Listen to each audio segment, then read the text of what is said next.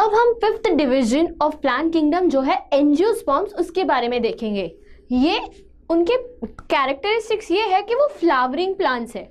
अब तक हमने वो प्लांट्स के बारे में देखा जो फ्लावरिंग नहीं थे बट सीड्स प्रोड्यूस कर रहे थे, जो एक्वाटिक थे जो है एल्गे। सेकेंडली ब्रायोफाइटास थे जो है एम्फीबियंस प्लांट्स थे। थर्ड था फोर्थ मतलब कि जिम्नोस्पर्म्स थे जो कि सीड प्रोड्यूसिंग थे बट फ्लावर प्रोड्यूसिंग नहीं थे। अब एंजियोस्पर्म्स जो है वो बेसिकली वो प्लांट्स है जहाँ पे सीड्स भी प्रोड्यूस होते हैं, फ्लावर्स भी प्रोड्यूस होते हैं और फ्रूट्स भी प्रोड्यूस होते हैं। तो ये जो प्लांट्स है वो आप सभी ने देखे हैं, जो बेसिक हम अपने सराउंडिंग्स में जितने भी प्लांट्स देखते हैं वो सब एंजियोस्पर्म्स को बिलोंग करते हैं। तो सबसे पहले उनके कैरेक्टरिस्टिक्स को देखते हैं कि वो फ्लावरिंग प्लांट है। टेरेस्ट्रियल हैबिटेट मतलब कि वो लैंड पे ग्रो हो सकते हैं, उनको पानी की जरूरत नहीं होती फॉर द रिप्रोडक्शन प्रोसेस के लिए। प्लांट बॉडी जो है उनका वो बहुत ही डिफरेंशिएटेड है, मतलब कि उनके प्रॉपर रूट्स दिखाई देंगे आपको जो सॉइल में ग्रो होते हैं, स्टेम दिखाई देंगी जो बहुत ही काफी लंबी भी होती है और आप उनको एज ए ट्रंक भी बता सकते हो।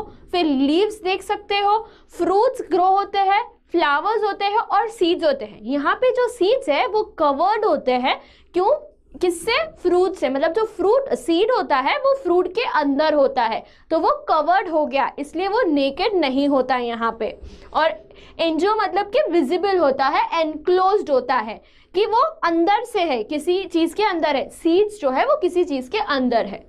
और उनका जो वास्कुलर सिस्टम है वो बहुत ही वेल डेवलप्ड है। इसका क्या मतलब है? जैसे कि हमने वास्कुलर सिस्टम के बारे में देखा जाइलम एंड फोइलम, तो वो दोनों ही बहुत ही वेल डेवलप्ड है क्योंकि पूरे ट्री या प्लांट को ग्रो होने के लिए इसका डेवलप होना बहुत ज़रूरी है, तब भी वो प्लांट अच्छे से ग्रो कर पाएंगे। तो यहाँ पे हमने एंजियोस्पर्म्स के कैरेक्टरिस्टिक्स के बारे में देखा है।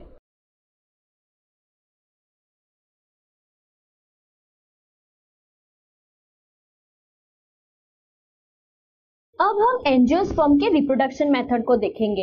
एंजियोस्पर्म जो है वो हेटेरोस्पोरस है, मतलब में उनमें भी दो different type of spores present है। मेल स्पोर्स जिसे हम माइक्रोस्पोर्स कहते हैं या तो पोलिन ग्रेन्स होते हैं, और फीमेल स्पोर्स जो होते हैं मेगास्पोर्स या तो ओव्यूल कहते हैं। अभी एंजियोस्पर्म में क्या है कि पोलन ग्रेन्स और ओव्यूल्स जो है वो कुछ डेवलप होके इनटू स्पेशलाइज्ड स्ट्रक्चर हुआ है जिन्हें हम फ्लावर कहते हैं। तो यहाँ पे सबसे पहले हम फ्लावर्स के मेल रिप्रोडक्टिव और फीमेल रिप्रोडक्टिव ऑर्गन के बारे में देखते हैं। जो male reproductive organ of flower है वो है स्टेमन, जिनमें होता है एंथर और फिलामेंट, और फीमेल रिप्रोडक्टिव ऑर्गन है जिनमें होता है स्टिग्मा, स्टाइल और ओवरी। तो ये बेसिकली 5 डिफरेंट पार्ट्स है फ्लावर के, जिनके कारण या जिनके थ्रू पूरा रिप्रोडक्शन मेथड होता है। तो क्या होगा कि जो पोलन ग्रेन है वो कहाँ पे डेवलप होते हैं? वो एंथर के थ्रू डेवलप होते हैं, और एंथर कहाँ होता है? वो फिलामेंट पे प्रेजेंट होता है। तो फिलामेंट के टिप पे एंथर होगा, और एंथर क्या प्रोड्यूस करते हैं? पोलन ग्रेन्स प्रोड्यूस करते हैं। अब ये जो पोलन ग्रेन्स प्रोड्यूस हुए हैं वो किसके कैसे प्रोड्यूस होते हैं? With the help of meiosis. Meiosis क्या होता है? मियोसिस वो प्रोसेस ऑफ सेल डिवीजन है जहाँ पे एक सेल डिवाइड होके 4 हैप्लॉइड सेल्स बनते हैं। तो यहाँ पे आपने देखा कि पोलन ग्रेन्स कैसे बनते हैं।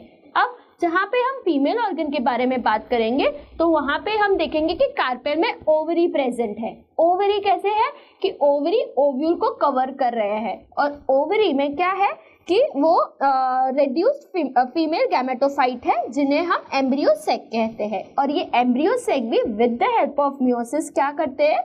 हैप्लॉइड एम्ब्रियो सेक्स प्रोड्यूस करते हैं। अब ये एम्ब्रियो सेक में 3 डिफरेंट सेल्स प्रोड्यूस्ड है, या तो 3 डिफरेंट सेल्स प्रेजेंट है जो हमें एग अपैरेटस कहते हैं। अभी एग अपैरेटस में 3 डिफरेंट सेल्स कौन से हैं? फर्स्ट तो है एग सेल, सेकेंड है सिनर्जिड्स, थर्ड है एंटीपोडल सेल्स, और थर्ड होके फिर जो है उनमें 2 पोलर न्यूक्लियाई प्रेजेंट है। अब हम उनके पूरे प्रोसेस को देखते हैं कि ये जो भी एग अपैरेटस में है वो प्रोसेस कैसे होता है। 2 जो पोलर न्यूक्लियाई है वो फ्यूज हो जाती है और डिप्लॉयड सेकेंडरी न्यूक्लियस बनता है उससे। फिर क्या होता है कि पोलिनेशन प्रोसेस होता है। अब जो फर्टिलाइजेशन प्रोसेस है वो कैसे होगा? पोलिनेशन के कारण क्या होगा कि जो पोलिन ग्रेन्स प्रेजेंट है एंथर पे वो कोई भी पोलिनेटिंग एजेंट मतलब कि उसको कैरी करने का काम करेंगे और वो कैरी होके क्या होगा स्टिग्मा के जाके उनके कांटेक्ट में आएंगे। तो वो जब स्टिग्मा पे जाके गिरते हैं या उनके कांटेक्ट में आते हैं पोलिन ग्रेन्स तो क्या होता है स्टिग्मा उनको अपने स्टाइल के थ्रू पोलन ट्यूब बनाएंगे और वो पोलन ट्यूब क्या होगा जाके एम्ब्रियो सैक में मिल जाता है और वो पोलन ट्यूब उसके अंदर एंटर होता है। तब क्या होता है कि जो मेल गैमेट है, दो मेल गैमेट वो वहां पे डिस्चार्ज होते हैं। अब वो डिस्चार्ज तो हो जाएंगे, उनके बाद क्या होगा कि एक मेल गैमेट फ्यूज होगा एग सेल के साथ और बनेगा जाइगोट और दूसरा जो मेल गैमेट है वो फ्यूज होगा किसके साथ, डिप्लॉइड सेकेंडरी न्यूक्लियस, जहां पे हमने देखा कि दो पोलर न्यूक्लियर मिलके बनता है डिप्लॉइड सेकेंडरी न्यूक्लियस और वो क्या प्रोड्यूस करेगा, प्राइमरी एंडोस्पर्म न्यूक्लियस। और ये प्राइमरी एंडोस्पर्म न्यूक्लियस जो प्रोड्यूस हुआ है वो क्या करेंगे, वो नरिशमेंट करते हैं फॉर द एम्ब्रियो। यहाँ पे हमने देखा जाइगोट फॉर्म हुआ है और वो जाइगोट क्या करेंगे, वो डेवलप होते हैं एम्ब्रियो में। तो ये बेसिकली क्या होता है कि दो फ्यूजन एक साथ चल रहे हैं, इसलिए उनको डबल फर्टिलाइजेशन प्रोसेस कहा गया है। तो यहाँ पे देखा कि जाइगोट जो फॉर्म हुआ है वो एम्ब्रियो में डेवलप होगा और प्राइमरी एंडोस्पर्म न्यूक्लियस है वो ये एम्ब्रियो को नरिशमेंट देगा और जो सिनर्जिड्स और एंटीपोडल सेल्स जो बचे थे उनमें वो क्या हो जाएंगे, डीजनरेट हो जाएंगे फर्टिलाइजेशन के बाद, मतलब वो निकल जाएंगे अपने आप से। और ये जो पूरा इवेंट है, मतलब ये पूरा जो प्रोसेस चल रहा है उसमें जो ओव्यूल है वो सीड में डेवलप होगा और ओवरी जो है वो पूरा फ्रूट बनेगा। इस तरह पूरा लाइफ साइकिल है, मतलब कि पूरा फर्टिलाइजेशन या तो सेक्सुअल रिप्रोडक्शन है एंजियोस्पर्म में इस तरह होता है, ये आपने अभी देखा है। तो आई होप आप क्लियर हो कि एंजियोस्पर्म में सेक्सुअल रिप्रोडक्शन मतलब कि एक फ्रूट कैसे डेवलप होता है। अब हम एंजियोस्पर्म के दो डिविजन्स देखेंगे जो है दो डिफरेंट क्लासेस जो है डाइकोटिलेडन्स और मोनोकोटिलेडन्स। हम देखेंगे कि वो एक दूसरे से कैसे डिफरेंशिएट करते हैं। डाइकोटिलेडन्स में दो कोटिलेडन्स प्रेजेंट होते हैं और मोनोकॉट्स में सिंगल कोटिलेडन्स प्रेजेंट होते हैं।